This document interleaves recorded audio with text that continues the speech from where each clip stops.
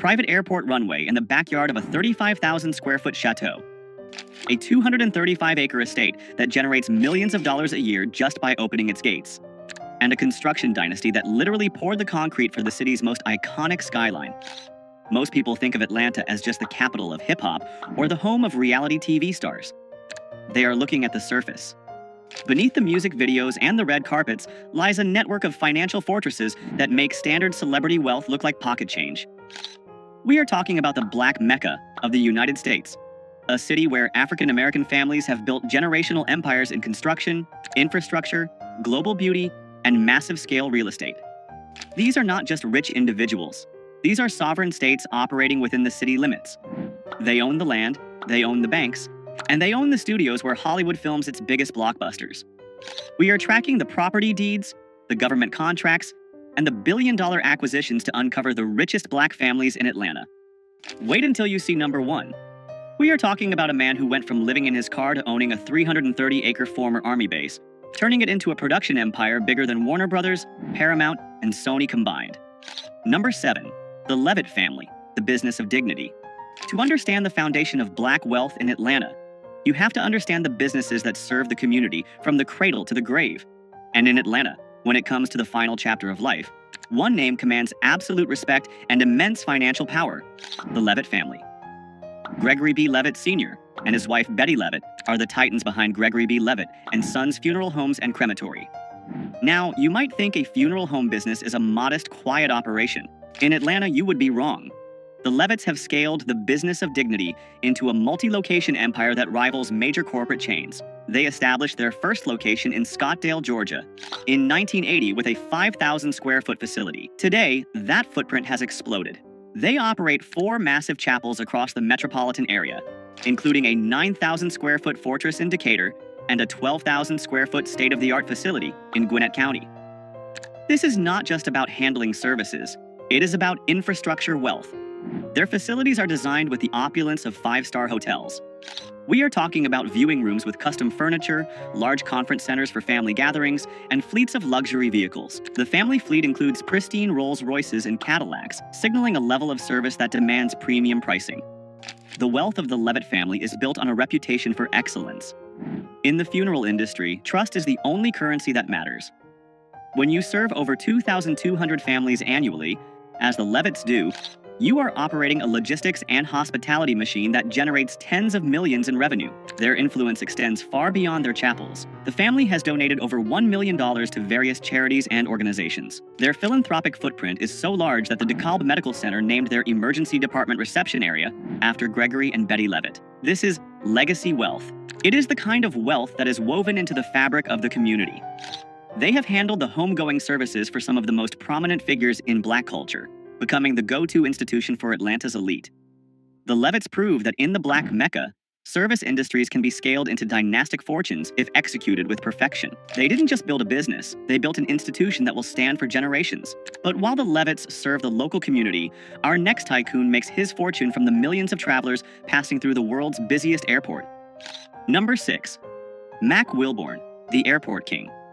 If you have ever flown through Hartsfield-Jackson Atlanta International Airport, the busiest airport on the planet, you have likely put money directly into the pocket of Mack Wilbourn. Mack Wilbourn is the owner and president of Mack 2, Incorporated. He is the quiet giant of Atlanta's hospitality sector.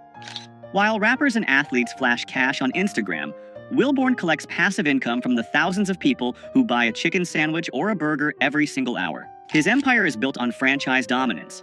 He operates franchises of major brands like Popeyes Louisiana Kitchen and Checkers within the airport. But these aren't just normal fast food spots. These are some of the highest grossing locations in the entire world. His 2 Popeyes locations in the airport have consistently ranked as the number 1 and number 2 busiest units in the entire global system.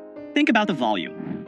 Hartsfield-Jackson sees over 100 million passengers a year. Wilbourn has positioned his assets right in the flow of that human river. It is a masterclass in captive audience economics. Wilbourn started his journey in 1971 as one of the first minority McDonald's franchisees in the Atlanta area.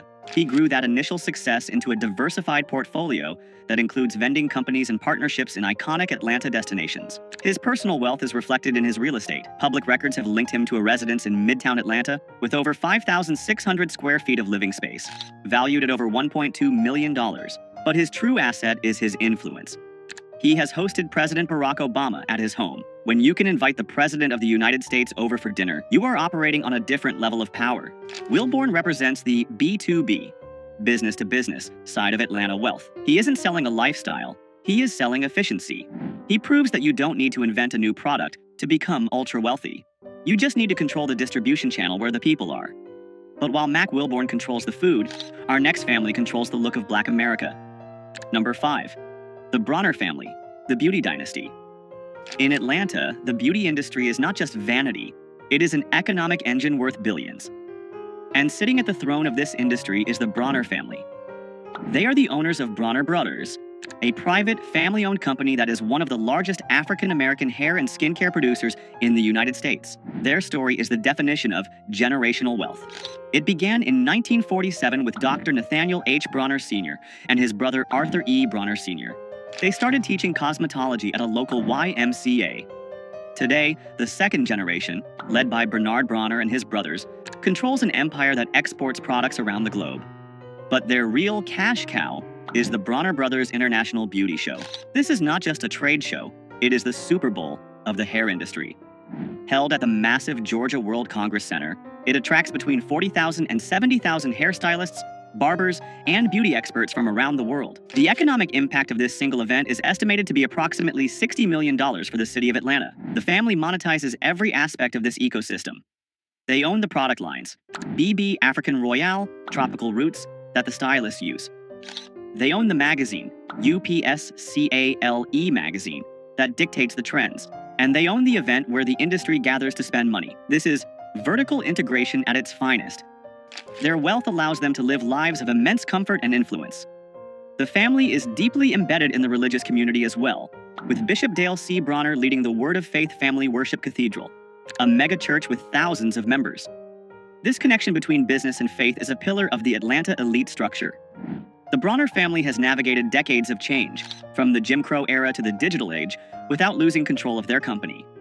They have resisted buyouts and takeovers to keep the wealth within the family bloodline. They prove that owning the culture, specifically the unique beauty standards and needs of the Black community, is one of the most lucrative positions in the market.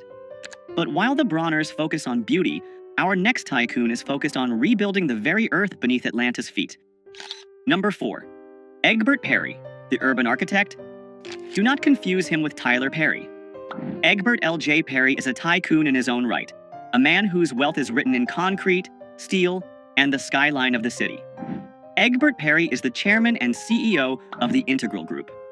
He is a real estate developer who didn't just build buildings, he reinvented the concept of urban housing in America. In the 1990s, Atlanta was facing a crisis with its public housing projects. They were dangerous, dilapidated, and economically isolated. Egbert Perry saw an opportunity where others saw a disaster. He partnered with the Housing Authority to create Centennial Place.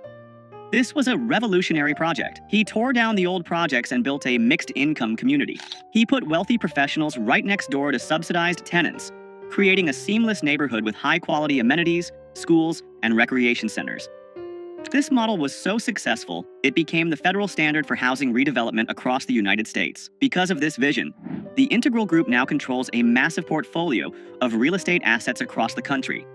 We are talking about master-planned communities, transit-oriented developments, and commercial infrastructure valued in the hundreds of millions, if not billions, of dollars in total project capitalization. Egbert Perry's personal influence is staggering. He has served as the chairman of the board for Fannie Mae, one of the most powerful financial positions in the entire country. He sits on the boards of major corporations and has been inducted into the Real Estate Hall of Distinction. His wealth is intellectual capital converted into real asset capital. He lives a life of quiet, powerful luxury. Unlike the entertainers who flash cash, Egbert Perry moves in the boardrooms where the future of the city is decided. His company is currently involved in the redevelopment of the massive General Motors assembly plant site in Doraville, a project that will create a city within a city. He represents the technocrat wing of the Black MECCA. He is the engineer who figured out how to make gentrification and community development profitable. But if Egbert Perry is the modern developer, our next family is the historic bedrock upon which modern Atlanta was built. Number 3. The Russell family, the concrete dynasty. If you look at the Atlanta skyline, you are looking at the legacy of Herman J. Russell. The Russell family is perhaps the most important business dynasty in the history of Black Atlanta. Herman J. Russell, who passed away in 2014, founded H.J. Russell and Company in 1952. He started as a plasterer. He ended up as the man who built the Coca-Cola headquarters, the Georgia Dome, Turner Field, and major expansions of the Hartsfield-Jackson Airport. Today, the company is run by his children, Michael Russell, CEO, H. Jerome Russell, President, and Donata Russell Ross. They have successfully transitioned the wealth from the founder to the second generation, a feat that many families fail to achieve. Let's look at the scale of their operation. H.J. Russell and Company is consistently ranked among the largest minority-owned firms in the United States. They don't just pour concrete, they manage real estate. They develop affordable housing, and through Concessions International, led by Donata, they operate food and beverage units in major airports across the country. Their family seat is legendary. Herman Russell's estate in Collier Heights, a historic, wealthy Black neighborhood, featured a 50-foot-long swimming pool where Dr. Martin Luther King Jr. used to swim. It was the boardroom of the civil rights movement. Today, the children continue to expand the empire. Jerome Russell is heavily involved in the Russell Innovation Center for Entrepreneurs, RICE. This is a 50,000-square-foot business generator gifted by the family to the city. It is the largest center of its kind in the country dedicated to Black entrepreneurs. This is ecosystem wealth. The Russells aren't just rich, they are creating the infrastructure for the next 1,000 Black millionaires. Their personal real estate portfolios are vast, with holdings across Atlanta. They move with the confidence of a family that knows they literally built the walls the rest of the city lives behind. The Russell family proves that true power isn't just about having money in the bank, it's about having your name on the buildings. But now, we transition from the old money builders to the new money land barons. Our next entry is a rapper who realized that land is the only thing they aren't making any more of. Number 2. Rick Ross, the land baron of Fayetteville. Most rappers buy a mansion. Rick Ross bought a zip code. While he made his name in music, William Leonard Roberts II, known as Rick Ross, has pivoted into becoming one of the most asset-heavy celebrities in the South. His residence, which he calls the Promised Land, is the single largest private home in the state of Georgia. Let's break down the numbers because they are staggering.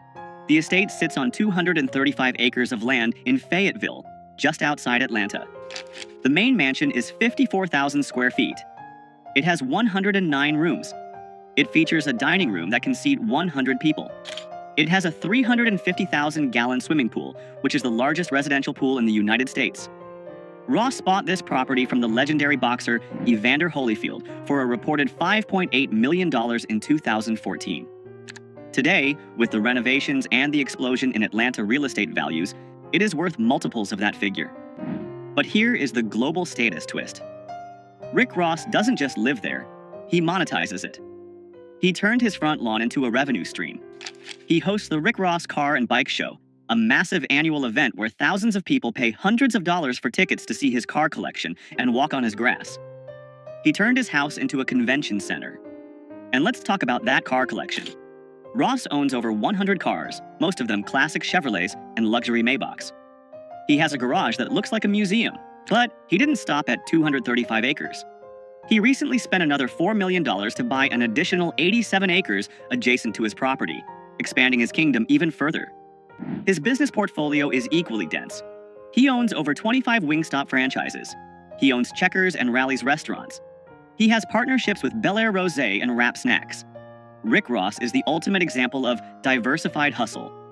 He took the cash flow from rap music and poured it into tangible, hard assets, land, franchises, and classic cars.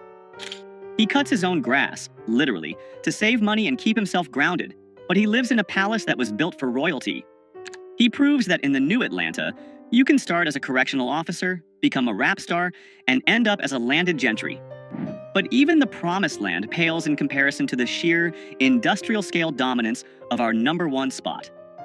This is a man who didn't just buy a house. He bought a military base. Number 1. Tyler Perry, the Sovereign of the South. We have arrived at number 1.